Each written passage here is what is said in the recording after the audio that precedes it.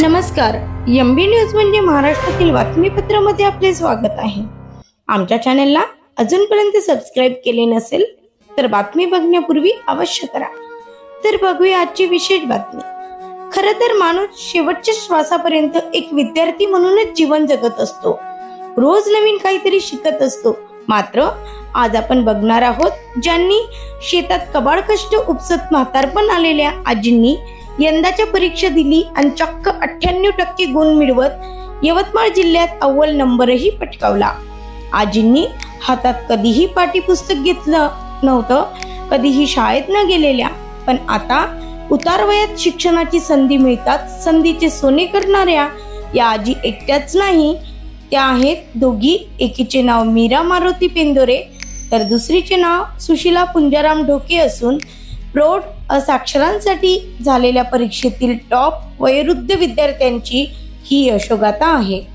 प्रौढ असाक्षरांना शिकवून त्यांची 150 गुणांची परीक्षा घेण्यात आली। त्याचा निकाल नुकताच राष्ट्रीय मुक्त विद्यालय मंडळातर्फे जाहीर करण्यात आला होता। त्यामध्ये मीरा पेंदोरे राहणार अकोला बाजार तालुका यवतमाळ आणि सुशीला ढोके राहणार घारफळ तालुका बाबुळगाव या दोन आजीबाईंनी चक्क 98% गुणाची कमाई करत इतर ज्येष्ठ महिलांपुढे आदर्श ठेवला आहे।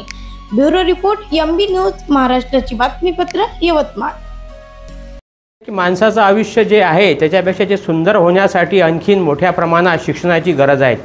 बऱ्याच वेळा असं काही घडतं की काही कारणास्तव आपल्याला शिक्षण मधातून सोडून द्यावं लागतं, परंतु आपल्या मनामध्ये इच्छा असते की आपण पुन्हा शिक्षणाच्या प्रवाहात यावं। शासनाने स्थापन केलेल्या मुक्त विद्यालयामध्ये आमच्या यवतमाळ जिल्ह्यातील सुशीला ढोके आणि मीरा पेंदोर ह्या दोन्ही महिला भगिनी अव्वल आलेल्या आहेत। ही आमच्या यवतमाळ वासियांसाठी, ग्रामीण भागासाठी फार महत्त्वाची अशी गौरवास्पद गोष्ट आहे। शिक्षणाशिवाय तरणोपाय नाहीत आणि शिक्षणाला वयाचं बंधन नाहीत। माणसाचं प्रत्येक अनुभव हे शिक्षण असतं। माणूस जेव्हा मरतो ते सुद्धा एक प्रकारचं शिक्षण आहे, कारण तो अंतिम अनुभव असतो असं आपण मान्य करतो। याचा अर्थ माणसानं सतत शिकत राहिलं पाहिजे।